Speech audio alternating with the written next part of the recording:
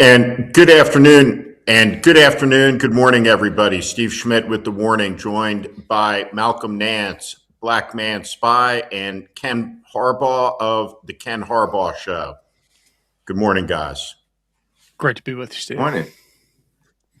A lot of things to talk about. Let's start with the dignified transfer at Dover Air Force Base, where Donald Trump could not be bothered to take off his MAGA merchandise hat.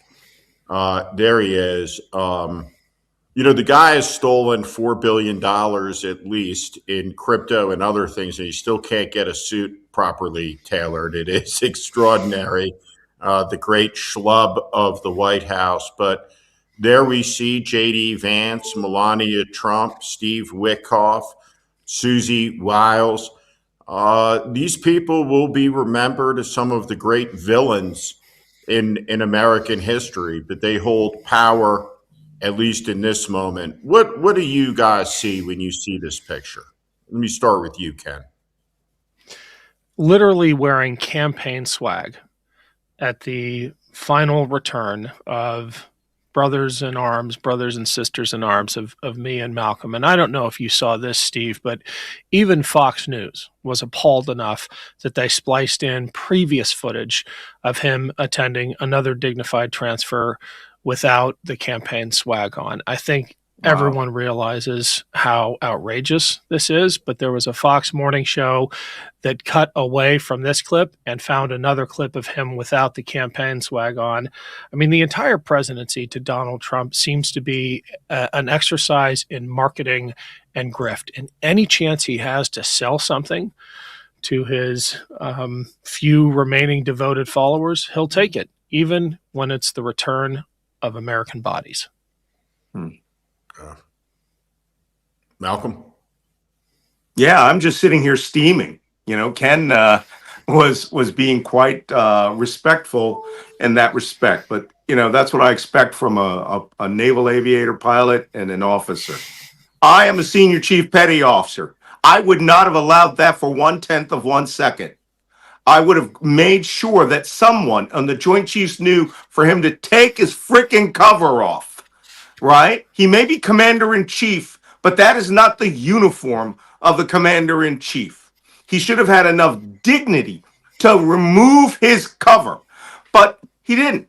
And as you see in that photograph, he's there checking his colostomy bags or his pump or whatever it is in there. I've gone to that dignified transfer at Dover Air Force Base for lost service members. And it's a very solemn ceremony. I think this might be his second or third in the last 10 years that he ever attended. And I recall after the first two, one family member of a fallen SEAL berated him, and he said he was never going to another one. He was dragged out for this one. So I'm sorry, this man should not even be anywhere near the controls of power. Unfortunately, the people of the United States made this decision, and we're stuck with him. But we're stuck with all his indignities, we're stuck with his cravenness, and we're stuck with his ego. And that's, I'm sorry, I personally would not have, I would have gone off on somebody loudly. Kenny Donnelly was the was an advisor to JFK, and if you've worked advising these guys, you've worked in campaigns. Kenny Donnelly was a hero to us all. Kenny Donnelly had a mission in mind for life, and it was to be the first person in the Oval Office every morning to tell the President of the United States, John Kennedy, he was full of shit about something.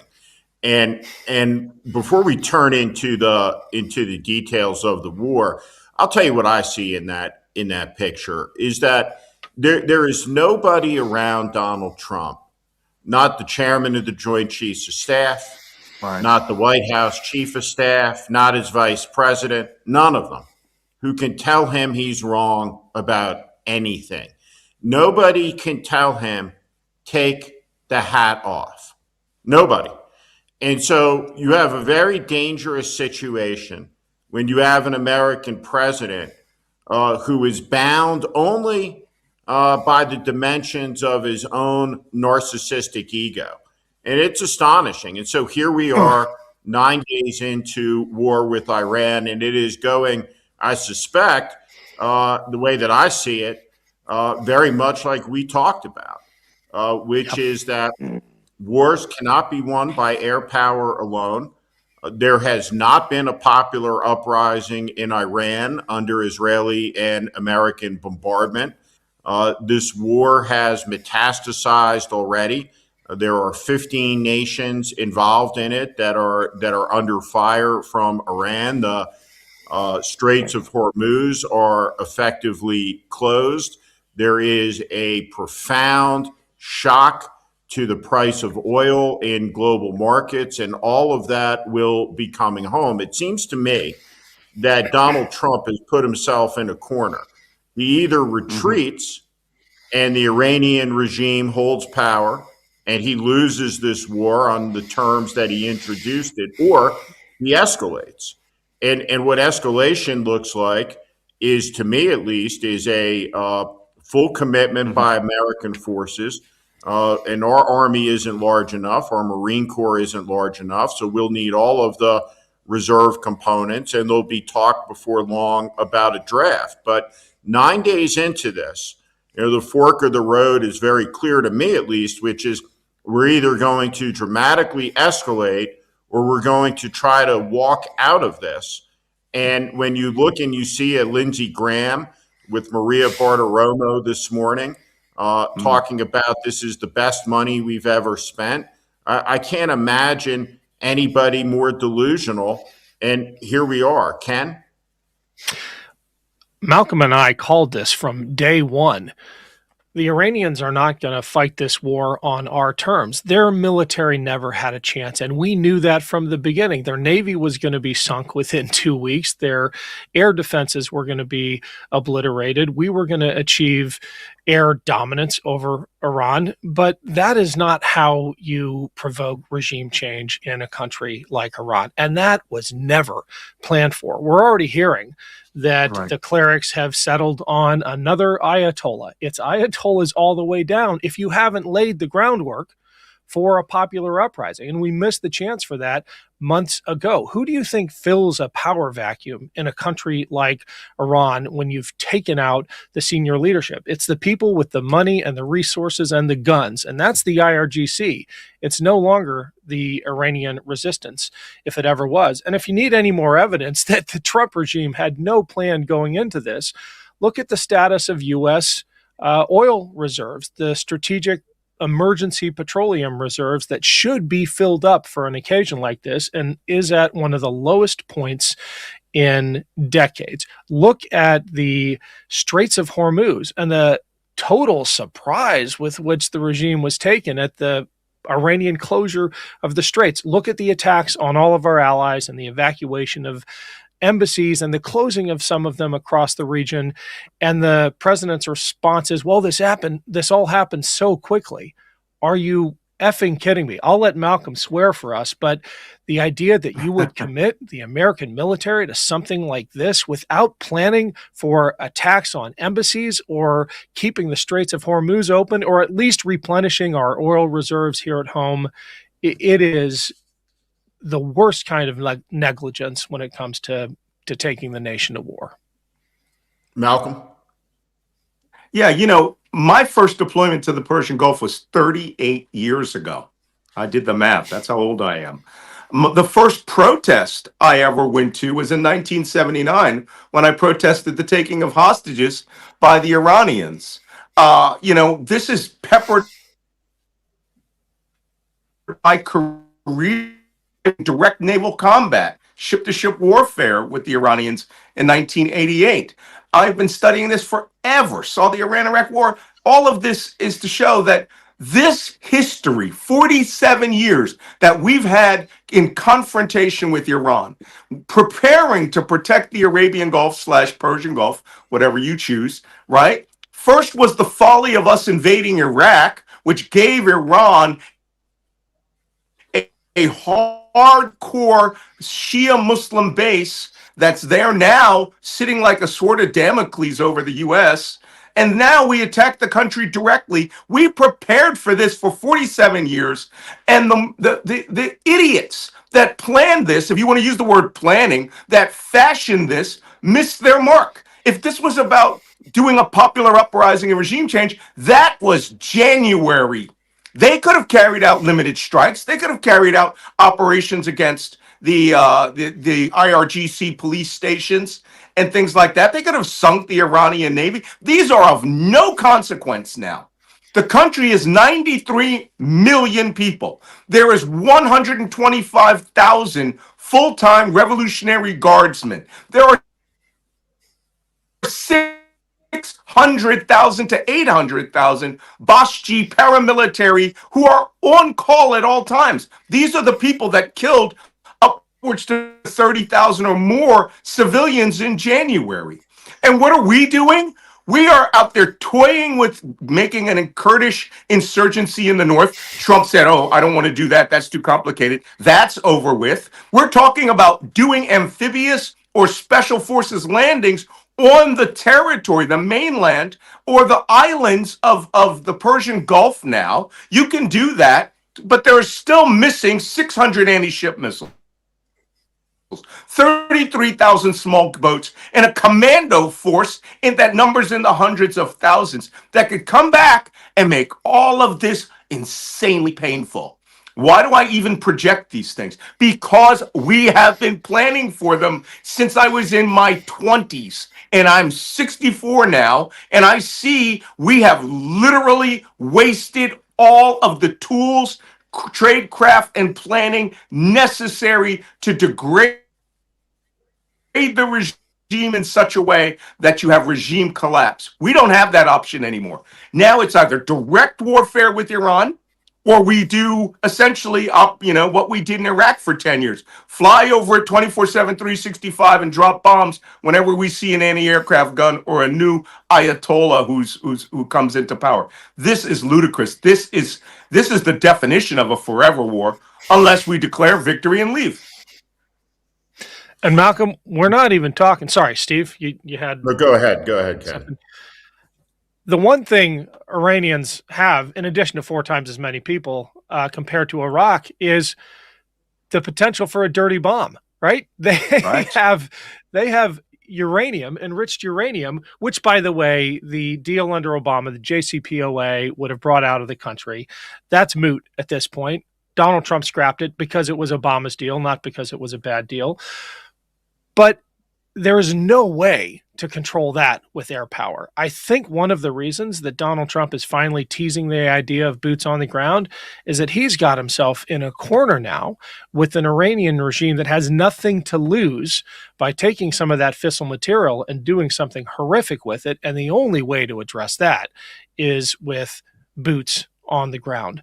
If there was ever an imminent threat from Iran to the U.S., it wasn't before we launched this attack. It's now. I was with Senator Duckworth as she was coming out of that classified briefing, and every Democrat in that briefing reiterated that there was no imminent threat to the United States. The best rationale and the most Orwellian rationale was given by Secretary Rubio when he said that America had to attack because Israel was going to attack, and that would provoke an Iranian response on American forces. Ergo, we had to bomb Iran first to defend against Iran. Okay, that's minus. Can I make a quick comment there real quick, Steve? Yeah. There is a worse scenario here. They've got 450 pounds of 60% enriched uranium-235, right? That is enough. Half of it's enough to make a test bed 1 or 2 kilogram of fissible atomic bomb. But it would be on World War II levels, right? It would be on the size of, Fat Man and Little Boy, the bombs in World War II. They are trying to get down to one they can put on a warhead. But if they were to just run off to the Beluch Desert and blow off an atomic bomb right now using a crude atomic bomb, that would get everyone's attention, and it would change the entire dynamic of this. They're not going to do that. They have enough asymmetric capability to make us all pay for a very long time, not just at the gas pump, but in bodies, and they are holding their powder dry. They are. It is an astonishing moment that when you consider in January, we had the ability to fire cruise missiles and destroy the Iranian Revolutionary Guard headquarters, other regime targets. Hundreds of thousands, if not millions of people were on the streets. Would have been a powerful, potent message from the American people, but it was not taken. And there is no signs that 9 days into this, that there is any internal upheaval in Iran. There is no protest on the streets. There is no call to bring the regime down that's visible thus far. You agree with that? Yeah, I agree with that. And especially considering the fact, as Malcolm laid out, the real power center in Iran is the IRGC. In some ways, they're worse than the Ayatollahs. They've got all the guns, they have all the money. The IRGC is a crime syndicate, but entrenched throughout Iranian society. And they don't hang out at the headquarters, especially during wartime. They hang out at the cafes. They are embedded throughout society, and to take them out, you got to do an Iraq-style, boots on the ground, full invasion, which this administration doesn't have the stomach for. I don't have the stomach for it, but that's what they've bit off if regime change is truly what they want.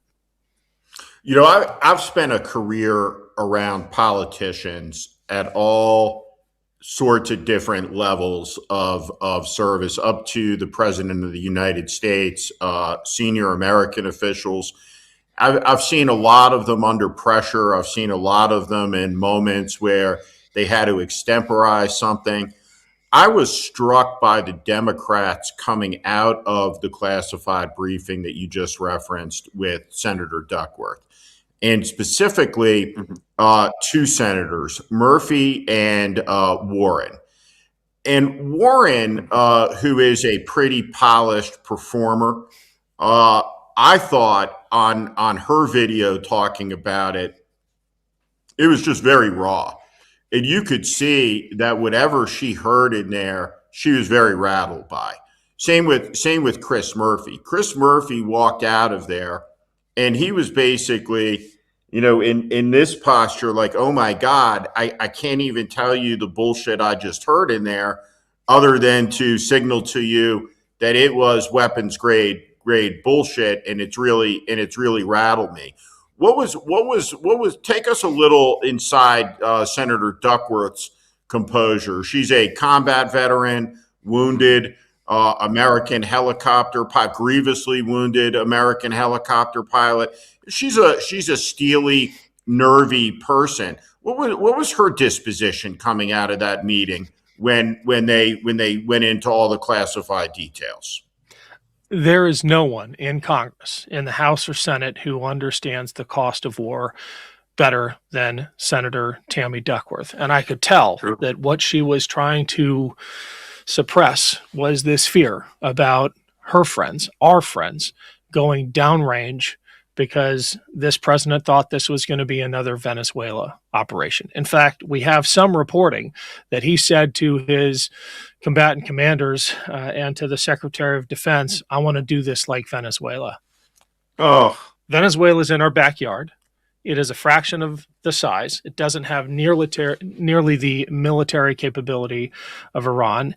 And I mean, there are analogs throughout history about learning the wrong lessons from your wins. I think this administration learned all of the wrong lessons from Venezuela. They thought they could get away with a quick one. And man, Malcolm, I'd love your perspective on this, but I think this is one of those moments where the military should have been pushing back. Then again, the military is doing its job. It's doing it pretty remarkably, but the State Department and the administration and the civilian leadership are completely failing both the American people and the military that it sends to fight these wars. Well, certainly the military is very professional. However, there's some things that the American public needs to know. Number one, these are not unlawful orders.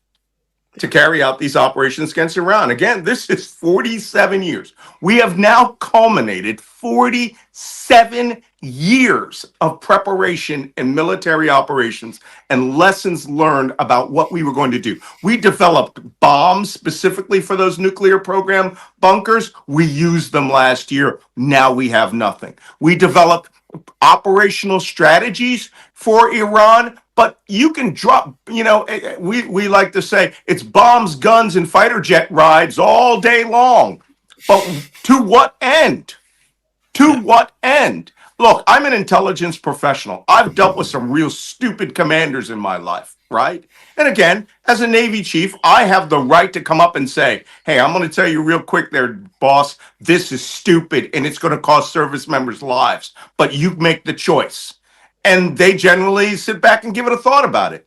That's not how this is being done in the Trump administration.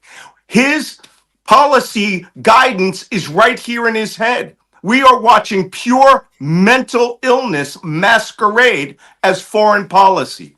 It's cost, right now, the current counts 1,300 dead in Iran, over 6,000 wounded, 11 Israelis, 6 U.S. service members, 18 people in the Emirates, 378 Lebanese, which is a new war Netanyahu has started.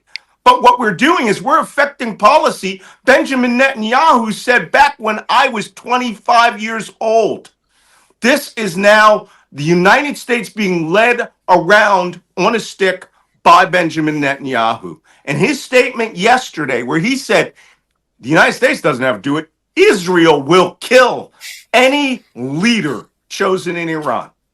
So now what do? We don't have the sanctity of borders anymore. We don't have the authority to allow leadership to exist, right? It's now an assassination festival. And now today, Israel last night, and I'm not down on the Israelis, right? But they bombed all the refineries and oil field around the city. And the people who would be having a revolution are having oil covered rain fall on their city. Sewers and gutters are catching fire, literally on fire, and they are choking in a gas, and phosgene levels in water is making Tehran's water reservoir undrinkable. That's a war crime. I would have kicked anyone's butt whoever suggested that we do something as stupid as that. Well, it's done. And now those people are going to look at us. Even if Israel did it, they're going to blame Trump on all their hardship. There's not going to be a revolution here. Let's talk about the generals. There's a difference between a 3-star and a 4-star that you all know about, even though probably most of the people listening really don't discern too much of the difference. And I say that I had an experience in my career. If I had to stack up the 10 biggest fucking morons I've ever worked with, I have a retired former 4-star I'd put in at the bronze medal position. Maybe on any given day he'd sleep to 4. But I often ask myself, holy shit, how did this guy become a 4-star general in the U.S. military? And I think there are more of them than I was inclined to believe. One thing I know is true is that there were more general officers in Baghdad in 2007 than there were in Europe on VE Day. So let's talk about the chairman of the Joint Chiefs of Staff here for a second. He was a retired 3-star. He did not have a 4th star in his retirement rank. We don't know the full details of the story, but Raising Cane came back to active service when Trump nominated him. He got his 4th star. He's the chairman of the Joint Chiefs of Staff. What are our expectations for him right now? There have been no resignations by a senior military leader regarding this mission. We think that this is a disaster. I don't have any doubt that every detail of what happened and what advice was given and what advice was ignored is all going to come out. But this war that has, as you pointed out, Malcolm, these are not illegal orders. The commander in chief has the authority constitutionally, legally, to order the United States military to attack. Congress has powers, the War Powers Acts and others. They control the power of the purse. They have a lot of remedies there, but as such, as what we've seen so far, all lawful. How should we look at General Kane? How should we think about the commanders around Donald Trump that have enabled this, that have initiated this? There are not a lot of leaks coming out of the Pentagon that show any dissent, any discomfort with the war plan. We see back in the Vietnam War, the news conferences were called in Saigon, the 5 o'clock follies. We see a version of the 5 o'clock follies every time that the military convenes in a news conference with Pete Hegseth and the two of them standing up there together. General Kane doesn't seem to be embarrassed standing next to Pete Hegseth, so far as I can tell. How should we think about our senior military leadership in this moment? Well, I got to say, my expectations of Chairman Kane were very low going in, because his main qualification seems to have been that he was wearing a MAGA hat when he first met Donald Trump, and that he said to him, "I will kill for you, sir." Now, there's, I think, some skepticism around that story. The president claims that the chairman said, "I will kill for you, sir." But the fact that General Kane did not challenge that General Kane has at no point said, "Actually, I work for the Constitution. My oath is to support and defend that, not to support and defend the whims of a president." That to me was a warning flare about this chairman. Not the fact that he had 3 stars instead of 4, but that he was chosen because he was a Trump loyalist. Now, within the military, there have been some folks who are pleasantly surprised, at least up until the Iran war, that he wasn't bloodthirstier than we thought he might be. But I think this is going to be the real test. And for a person in that position, the test isn't just, are you going to disobey the first unlawful order you get? It's, are you going to push back on the president for stupid orders? There's lawful but stupid orders, right? And it is the job at that level of an administration to filter that BS from getting down to the Malcolm Nances and the Ken Harbaughs, who have to follow those stupid but lawful orders. It is the chairman's job, it is the Joint Chief's job, it is the combatant commander's job to say, I'll do that because it's lawful, but you got to think twice. And I'm not sure that pushback is happening, but I'm not that surprised, because there has been this purge throughout the military. Hegseth has been the purger in chief, and it's the generals, but it's also the JAGs, the conscience of the military. And you have Hegseth proudly saying, we're not going to engage in stupid, direct quote, stupid rules of engagement. What that means is, that is the same rationale that led to Nuremberg, right? We're not going to engage in stupid rules engagement per this DOD. And if there is criticism from the military, it's not because we care about our troops. I'm sorry. If there is criticism from the media of the military, it's just to make President Trump look bad. It's not because we care about what is happening. If the president is asked about those, the Russians providing targeting information to the Iranians to kill Americans, he calls it a stupid question. There's no better question to ask the president right now.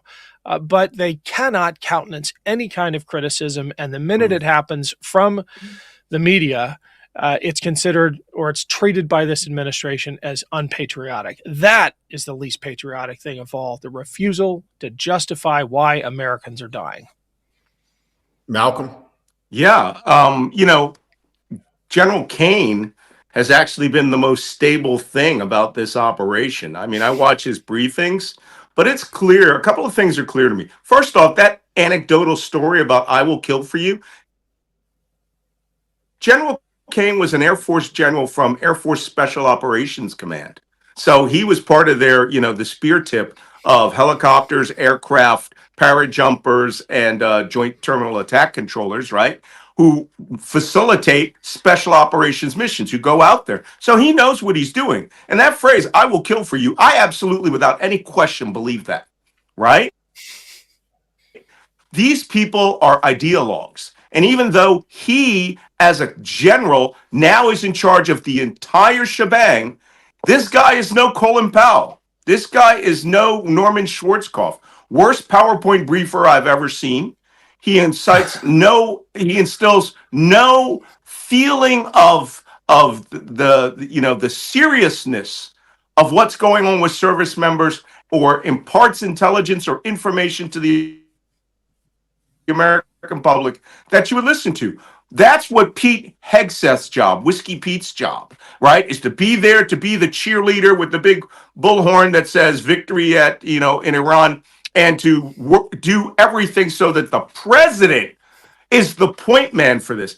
I served all through Desert Storm. We watched the briefings out of Washington and out of Riyadh in real time, in or near combat, before we kicked off that war. And information, and felt we were being led by real leaders. We rarely ever saw George Herbert Walker Bush. We saw the battle commanders leading.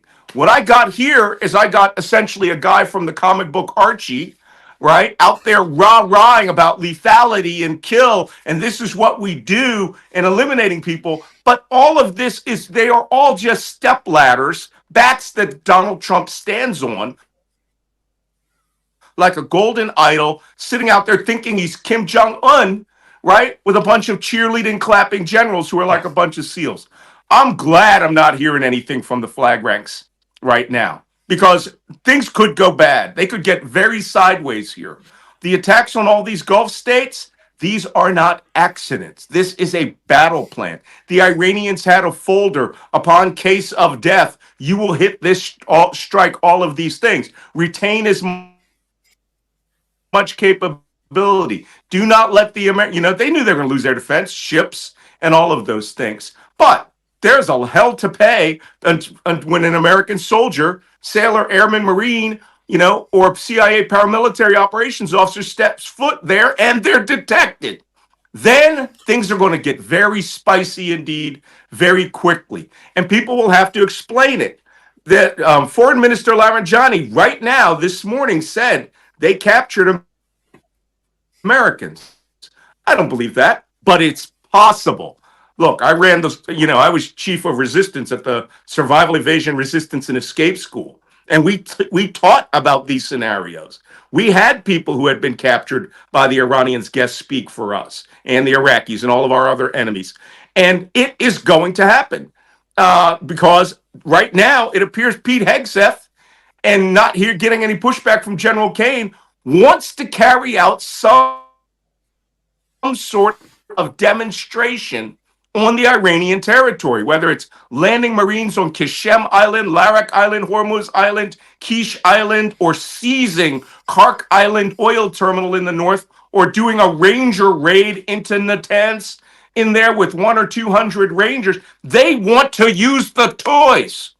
And anything I've learned in my career is never use any system or take the risk that does not actually achieve the terminal objectives of this war. And since none of us knows what that is, it's just, bombs, subs, and helicopter rides. It's a game, Steve. It's a game to them. If folks have not seen these videos released by the White House, I'll make this quick, Steve. These videos released by the White House, literally splicing in video game footage and Avengers movies with bomb camera footage of Iranian targets being blown up. It's the most disgusting thing I've seen since I joined the Navy. I'd slap a guy. I mean, that's what chiefs have the blade hand for.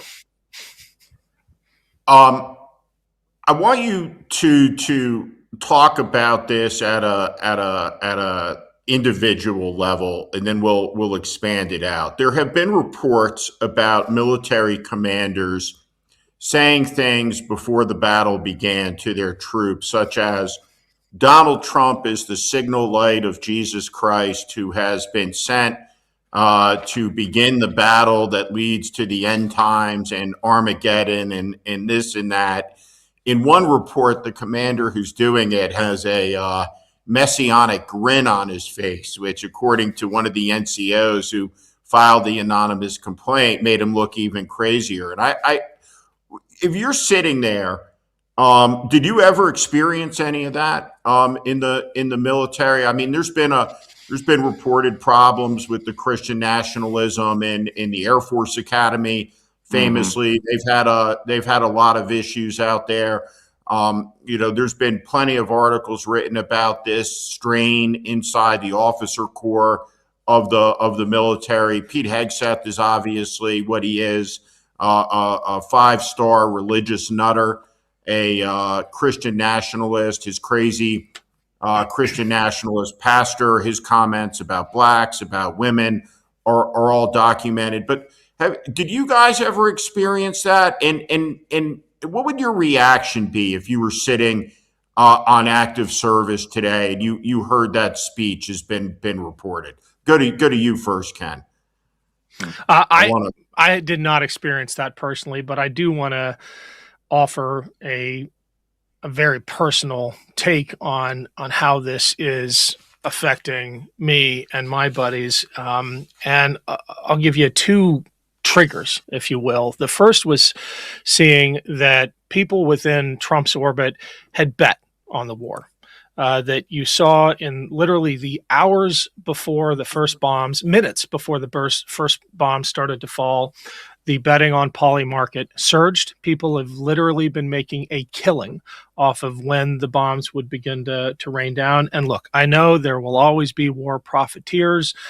War has always been an opportunity since time immemorial for the few to make money off of the misery of the many. But Malcolm and I, even though in the back of our heads we knew that the prime contractors and others were going to see an increase in stock price, we never had to deal with betting markets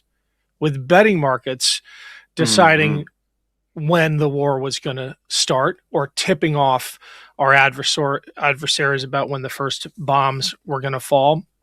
And the fact that is happening, those bets are being placed by accounts that have been opened in the last day or two with names like MAGA My Man.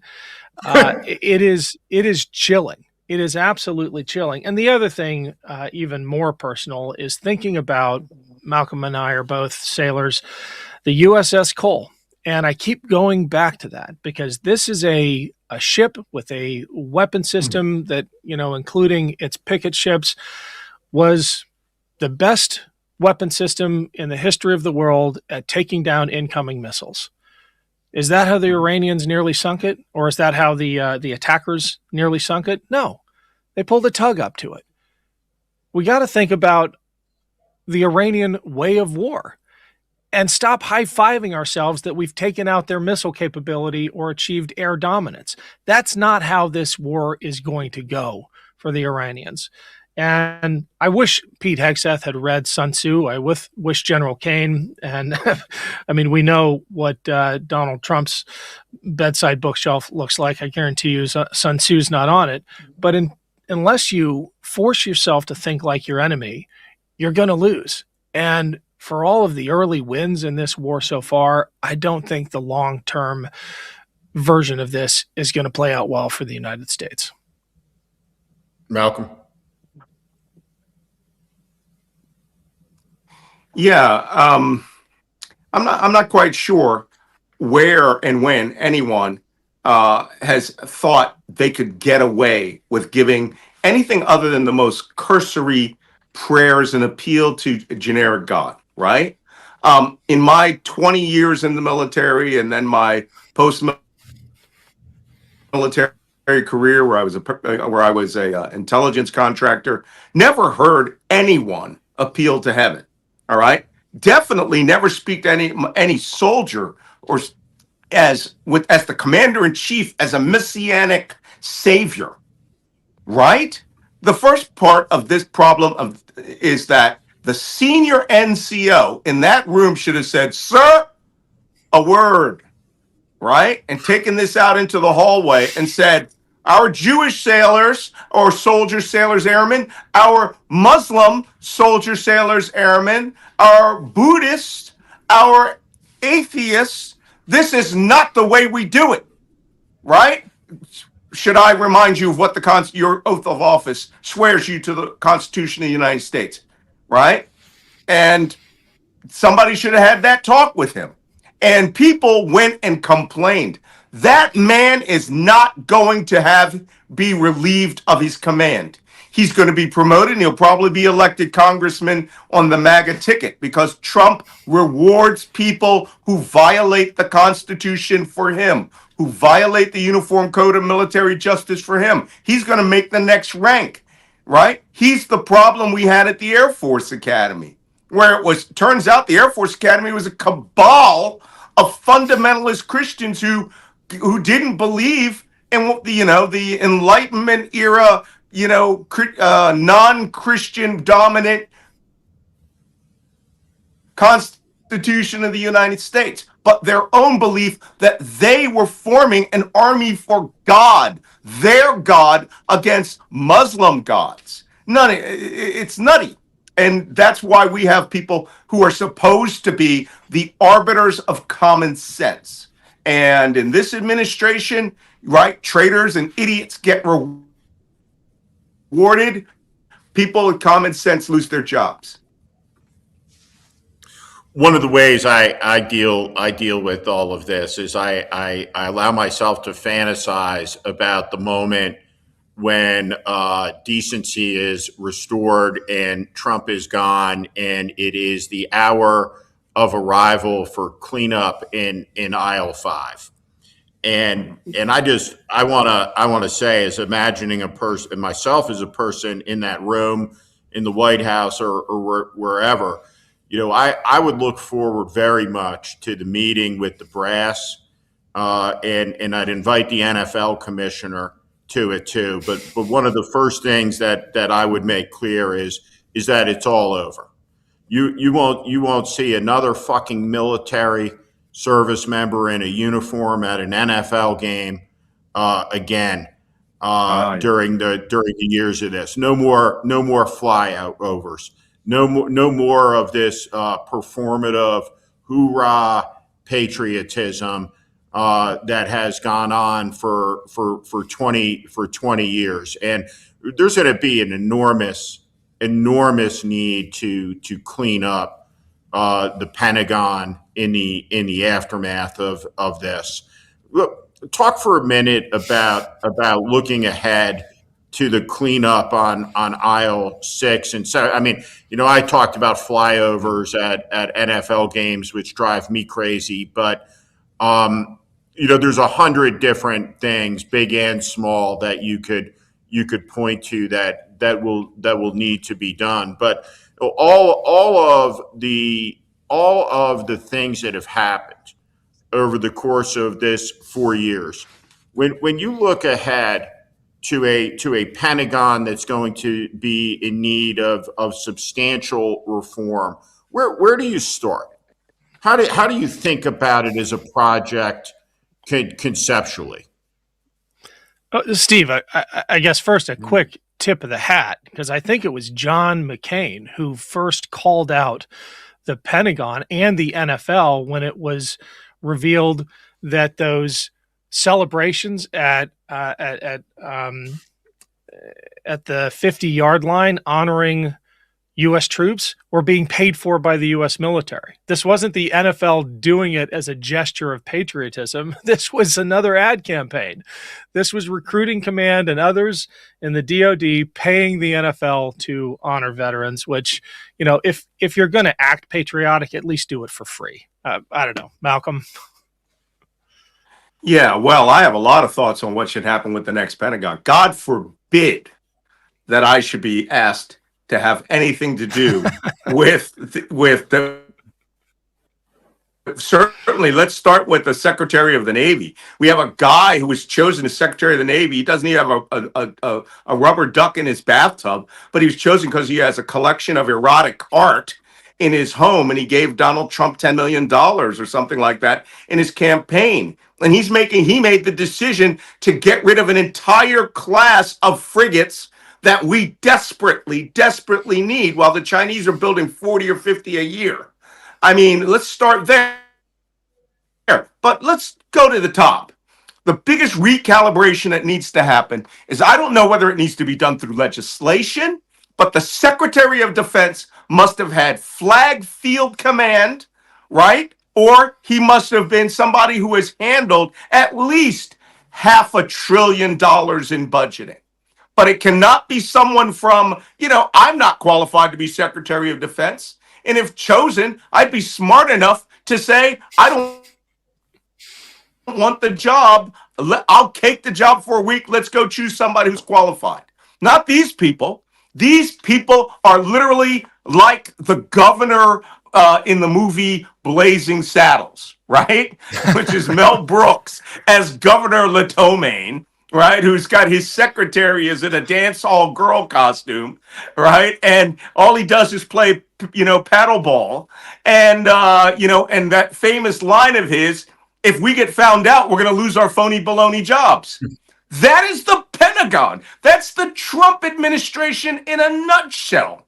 And what we need to do is instill, right, that the adults are in the room. And we need to not just fire everybody. Good example, 22-year-old kid at the Department of Homeland Security, right, who is an intern whose last job was working at a library or something. He was an intern to the Republican Party, is running counterterrorism prevention in America. I'm 65 years old. I've been doing this since I was 19. I've been battling terrorists since I was 20, and I barely think that I'm qualified to do that job. I am now. Now I'm fully qualified to do that job. But we need a clean out.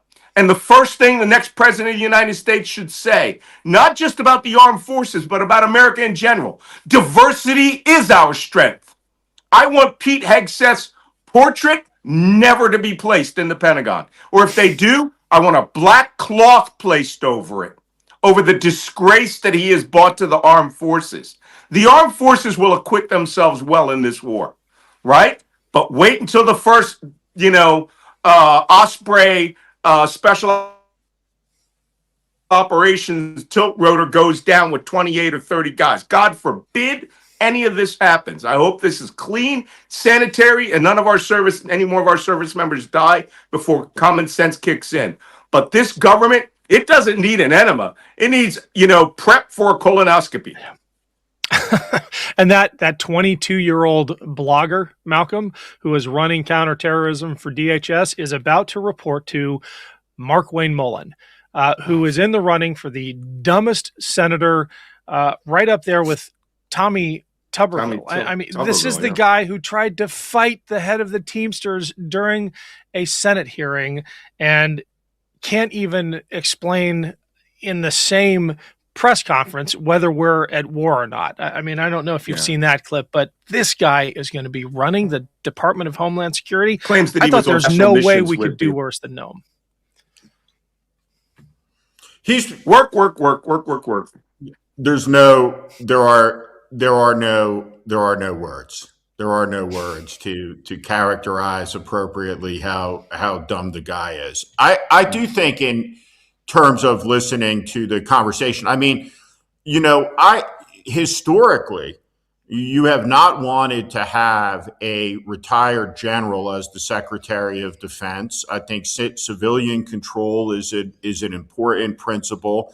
We've had multiple waivers signed on this, but I wonder if the reform is as simple as this for the power cabinet positions, that you require a 60 or 65 vote threshold, which maybe imposes a little bit of bipartisanship in the cloakrooms of the Congress. Is that very simply is we're not going to allow for a fucknut to be put into these positions at Homeland Security, the Attorney General. So it's by definition, both sides, as power swaps back and forth, that there's going to be a level of competency that is insisted upon. And if you can get an idiot like a Kristi Noem or a Mark Wayne Mullen or a Pam Bondi confirmed with 65 votes, then maybe there's no hope for us. But I don't think any of these people would have made it through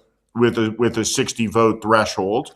And it compels, if you don't have the votes, you don't have the votes. And you can look at that principle playing out now with the Homeland Security funding. You have to have the votes, but we have some of the worst of the worst.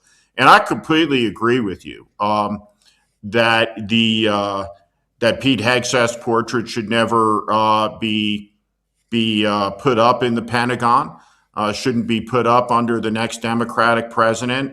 No Republican who comes back in 12 or 16 years after this disaster ends will ever want to put it up. I don't think that Donald Trump should lie in repose under the Capitol dome that he attacked, the Capitol building. Mm-hmm. I don't think his body should be flown on a presidential aircraft. Personally, I'd be inclined to be as hardcore on these things as anyone could possibly imagine. And I'd debate all day long that it's not pettiness that's at stake. It's national survival, that there has to be a rebuke to all of this. And so I was reading this morning, the state of Maryland, for those familiar with the geography, up the headwaters of the Potomac River, there was a sewage pipe that has burst. It's a federal pipe. It's on D.C. soil. Trump has blamed Maryland for it. But soon, as the weather warms, the Potomac River is one of the dirtiest rivers in the world right now. Hundreds and hundreds of millions of gallons of raw sewage have spilled into it. So as we get ready for the July 4th events, what will be wafting over D.C. is the smell of human shit from the Potomac River at 100 degrees, which seems completely appropriate and perfect, almost in fact divinely inspired if you think about it as we approach the 250th anniversary. Let's hope for a hot day for the UFC fight on June 14. But as we head to the 250th anniversary of the country, we are at war. Donald Trump is completely unhinged.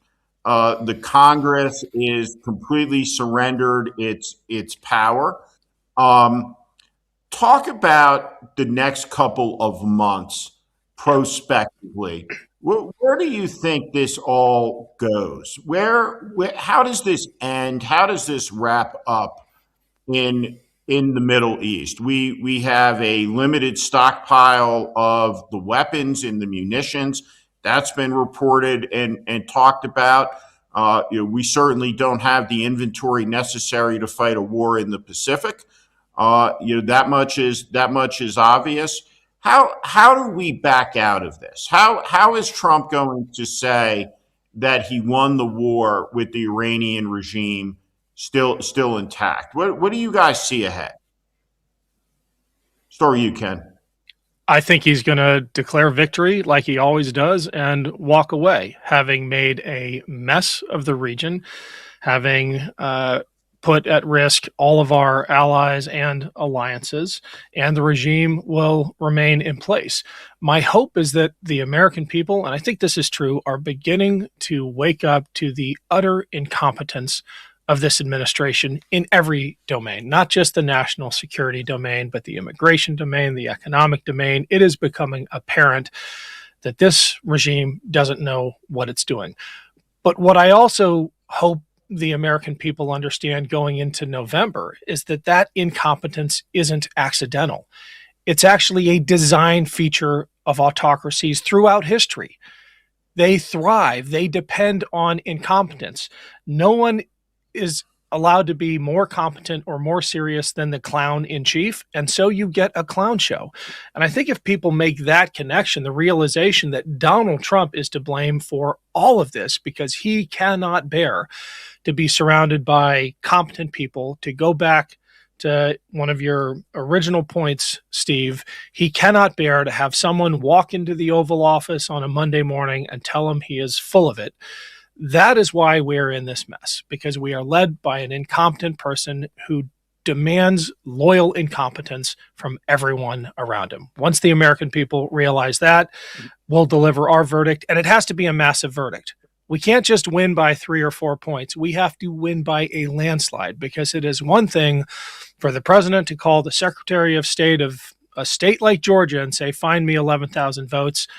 They can get away with that. They very nearly did. It is another thing entirely to have to pick up that phone and find me, 100,000 votes. That's why we need to deliver a massive margin, and with it, a resounding verdict come November. Malcolm? Well, for now, I don't think Trump has any interest in an off-ramp. He is enjoying using the toys. He's enjoying the internal adulation that's going on. I'm not joking. He gets to see these cool videos and Pete Hegseth talk about how macho and manly all this stuff is, right? And that we just lost a few soldiers. Listen, I'm going to tell you a quick something. When we invaded Kuwait in 1991, my operations center, which was my desk in an old building, was in Port Shuaib, that very port. It was me and in small EOD group. That's all that was there. We are still there with the exact same amount of security that we had in 1991, which was nuts. People do not.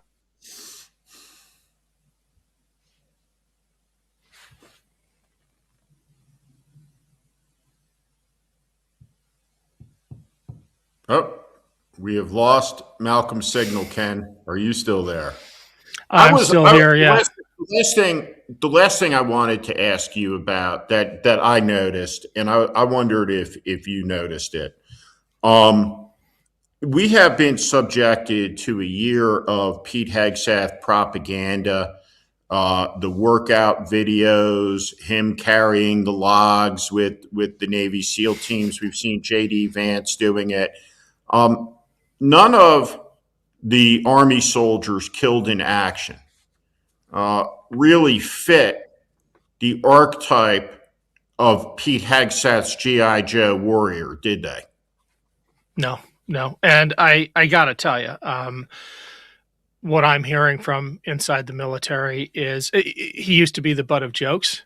Now he's a source of shame and in some cases real fear that this is the guy calling the shots. It must have really gutted Pete Hegseth to see the video of that F-15 either pilot or backseater on that beach in Kuwait after ejecting, after having been shot down.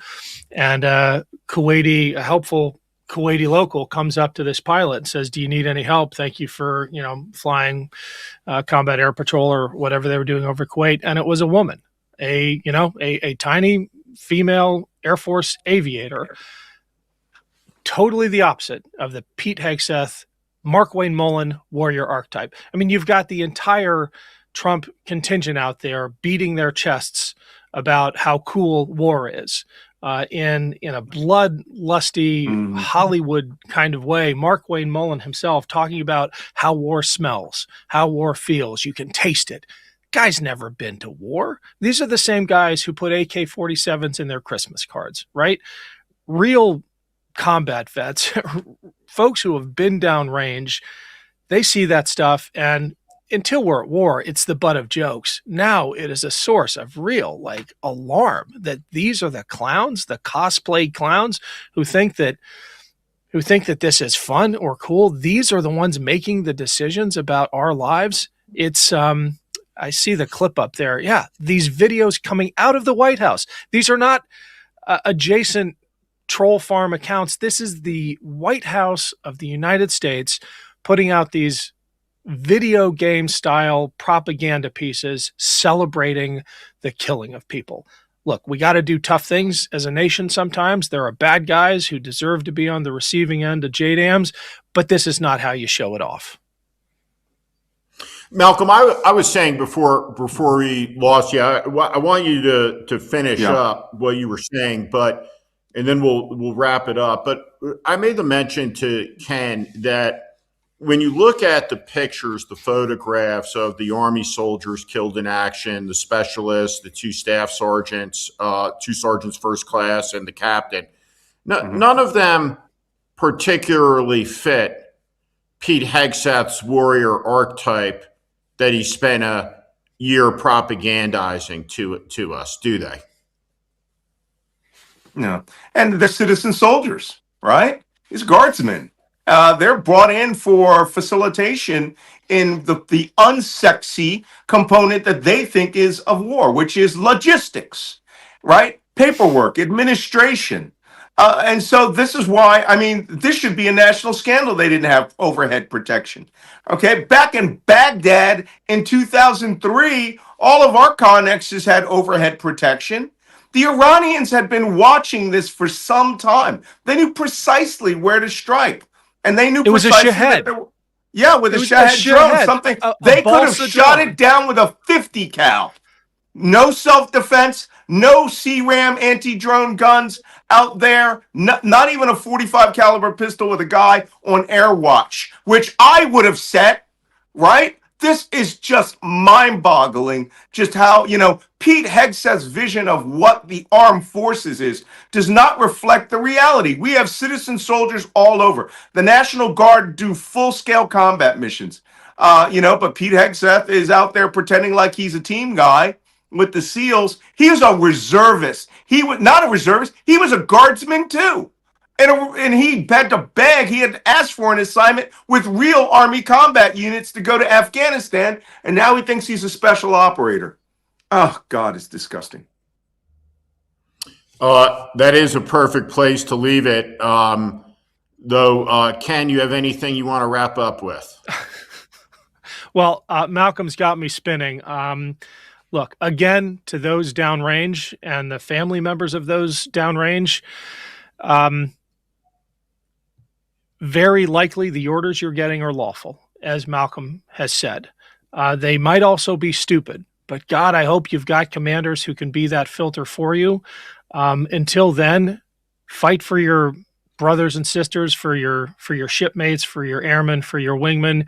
Do this for them, and remember your oath to the Constitution, not to the president, to support and defend the Constitution of the United States. I just want to say one thing in response to that. I want to just assert on the record for the three of us that we have no affection for Iranian ayatollahs, mullahs, Iranian Revolutionary Guardsmen who have the blood of thousands of Americans on their hands. This is an evil, despotic regime. Our issue, and the issue of a lot of people looking at this objectively, is that we have an American administration that is actually incompetent enough to start a war against this despicable regime and lose that war. And that's what we're talking about here, is that 9 days in, we have blown up many things which we have the technological capacity to do. But we have not weakened, as Lindsey Graham said, the hold of the Iranian regime on Iran. And never in history has air power alone succeeded in taking and holding territory, ever.